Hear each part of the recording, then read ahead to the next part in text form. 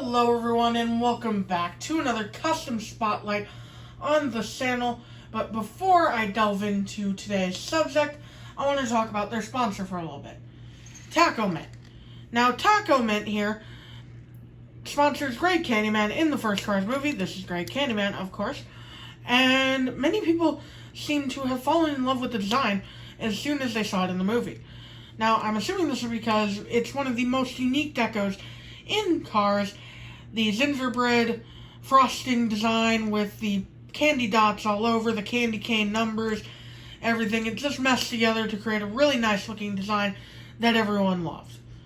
Now, sadly, Tach O Mint did not make it to Cars 3. However, that doesn't stop us customizers from doing our thing. And when I saw Tach O Mint's design, I decided to do a next gen for it, and to put it simply, I'm not sure what I was thinking here, because I really like the Tach O Mint design, but in my next gen, I just did a green next gen because I wanted to use the green paint, and then did a little design from there. Not the best way of thinking in hindsight, and earlier this year, I decided to head back to the drawing board on Jolt Spitfire here and create a design that I feel is worthy of the Tach O Mint name. And that is this design, which you may have seen in a video or two on the channel.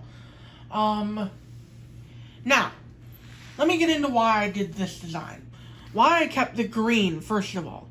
Well, one, I wanted to keep it uniform with the Cars 3 stock car that I made a while back. Link to the review on him is in the description down below. And second of all, I really like the green color, and I felt it was something like a mint-like company like Tach O Mint would have, so that's why I decided to keep it. Other than that, though, I decided to make it much more similar to Greg Candyman's original design, and I'll delve into that right now.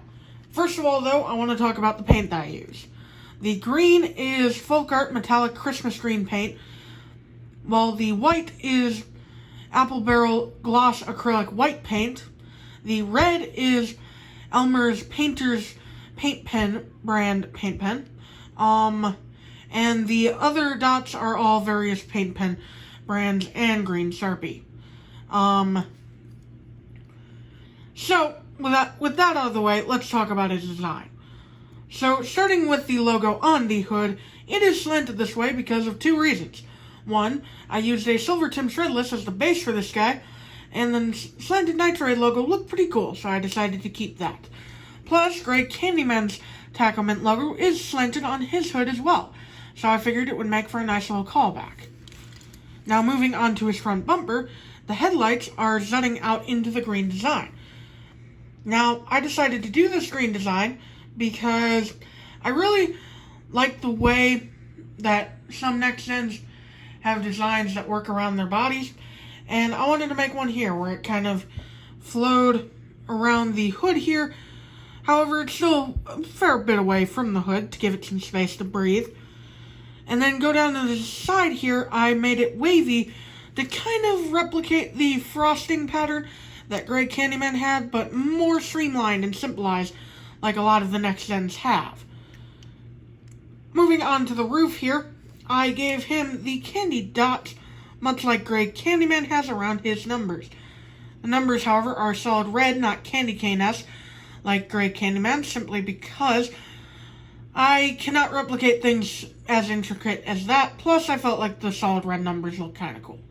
I added 3 more colors to the candy dots, that being blue, purple, and orange, as opposed to just green, yellow, and red. And that's it for the roof.